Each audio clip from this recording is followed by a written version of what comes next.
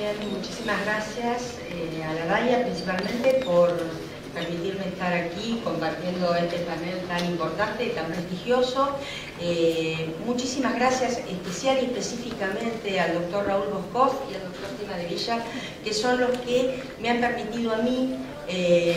trabajar desde la academia. Yo quiero explicarles principalmente y muy sucintamente que yo pertenezco al cuerpo docente de la Universidad Nacional del Sur, del Departamento de Derecho, una facultad de Derecho de una universidad del interior de nuestra provincia de Buenos Aires, que ha tomado el trabajo y nos ha permitido esta invitación que nos ha hecho el doctor Boscoff y el doctor Cima de Villa, analizar desde la academia y permitirle a la academia servir a cuestiones bien prácticas como son el alcanzar dentro del sistema jurídico argentino normas que se adapten, normas internas que se adapten a los compromisos que hemos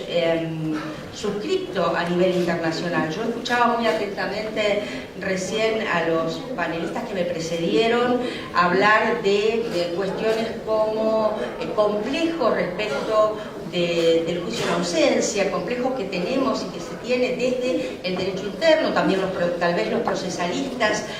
más conservadores, se decía aquí, o tal vez los expertos en derecho constitucional ponían algunos prejuicios o algunas objeciones al tema del juzgamiento en ausencia. Y me pareció importante, nos pareció a todo el equipo de investigación en Derecho Procesal y Derechos Humanos de la Universidad Nacional del Sur, poner esta cuestión en su verdadero lugar. No debemos olvidarnos que nosotros estamos, como digo, comprometidos por normas de derecho internacional, por normas de derechos humanos, que nos comprometen a su vez a trabajar esta cuestión de la adaptación de las normas internas a estos principios de derechos humanos. Y en este sentido no debemos olvidar que estamos ante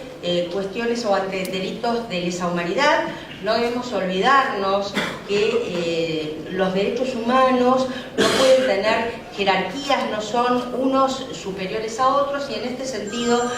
los compromisos que la Argentina debe cumplir respecto de la investigación y la necesidad de llegar a la obtención de justicia y de condena, especialmente en estos delitos y el preservar los derechos de las víctimas de delitos de lesa humanidad, nos ponen ante la obligación de brindar nuestro aporte académico, como digo, para de una vez por todas correr todo lo que nos ponga ante la dificultad de tener juzgamientos, en este caso juzgamientos en ausencia para este tipo de delitos. Como bien dijo el doctor Cima de Villa, no solo para la causa AMIA, sino también para otros delitos de este tipo de lesa humanidad. En este sentido, yo quería simplemente plantearles cuál había sido nuestra hipótesis. Nuestra hipótesis de trabajo desde el grupo de investigación fue la Argentina necesita adaptar el derecho interno para permitir la obtención de condenas en delitos de lesa humanidad, y en este sentido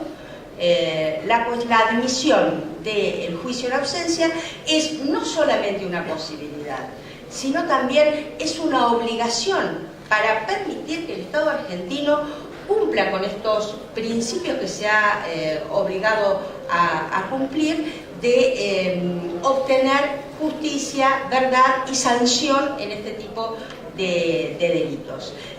Yo soy solamente la directora del equipo de investigación de la Universidad del Sur. Hay investigadores concretos. Yo he traído aquí a la investigadora principal, la doctora Silvana Corbalán, que es especialista en este tema, quien en el escaso tiempo que nos queda, que son 2 minutos, les va a hacer un resumen de la cuestión. Así que bueno, los dejo con ellos. Buenos días a todos. Como decía la doctora Cortázar, integro el grupo de investigación de la Cátedra de Derecho Procesal procesal penal del Departamento de Derecho, nos abocamos en concreto a investigar algunos aspectos vinculados con la legislación comparada, donde está regulado el juzgamiento en ausencia.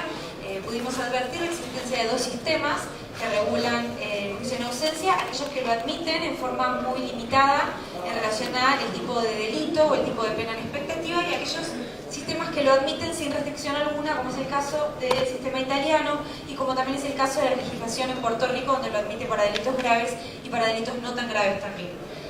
En primer lugar encontramos, por ejemplo, la regulación en el Código Procesal alemán, que lo admite para delitos en realidad de insignificancia o delitos que tienen una pena que no supere los 6 meses de prisión de efectivo cumplimiento. También lo encontramos en las legislaciones procesales de Ecuador, donde se regula en realidad teniendo en cuenta el tipo de delito. Tiene que ver con delitos cometidos por funcionarios públicos en ejercicio de sus funciones y vinculados contra la administración pública. Por otra parte encontramos sistemas como el sistema previsto en el italiano, donde se admite sin ningún tipo de restricción, y que justamente esto es lo que ha generado algunos conflictos internacionales cuando solicitaba Italia la extradición de algún acusado por algún delito que había sido sometido a juicio en ausencia. Más allá de la normativa y de la legislación comparada, también investigamos normativa que tiene que ver con la creación de organismos jurisdiccionales, como se va a mencionar posteriormente, el Estatuto de Roma de la Corte Penal Internacional, el Tribunal Penal Internacional para la ex Yugoslavia, el Tribunal de Nuremberg. Lo cierto es que si bien se va a desarrollar a continuación, tanto la Corte Penal Internacional como por ejemplo el de Yugoslavia no se ha expresamente consagrado el juicio en ausencia, si bien fue parte de una discusión muy fuerte en los trabajos preparatorios del Estatuto de Roma. Sí se admite, por ejemplo, en el Tribunal Penal Internacional para Yugoslavia, que ya ha cesado de sus funciones,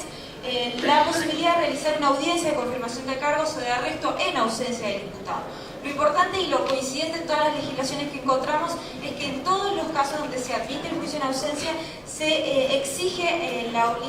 necesariamente de forma imperiosa garantizar el derecho de defensa técnica del imputado, que es el único derecho, como bien se ha mencionado anteriormente, que no es renunciable. Y se debe asegurar el conocimiento efectivo por parte del imputado de que está siendo sometido a un juicio. Es muy importante destacar, y con esto termino brevemente, que existe una directiva aprobada por el Parlamento de la Unión Europea y por el Comité de Derechos Humanos de la Unión Europea en el año 2016, donde se dan las pautas mínimas sobre lo que los Estados deben entender por el principio de inocencia y por el derecho a estar presente en juicio. Y efectivamente se determina la posibilidad de que el imputado o el acusado renuncie a estar presente y a participar materialmente en el proceso, no así su defensa técnica, que por supuesto es una garantía mínima del debido proceso legal. Y como para finalizar, y teniendo en cuenta lo que mencionaban en el spot con la pregunta de esto de o más impunidad, cuando nosotros nos convocaron para realizar esta investigación, uno de los principales fundamentos que advertimos en cuanto a la necesidad de impulsar este proyecto de ley sobre la viabilidad del juzgamiento en ausencia para estos crímenes graves tiene que ver con el derecho de las víctimas o de los familiares a directamente obtener la verdad. Y para esto necesariamente deben contar con un proceso judicial donde se pueden producir las pruebas y determinar las responsabilidades que finalmente correspondan.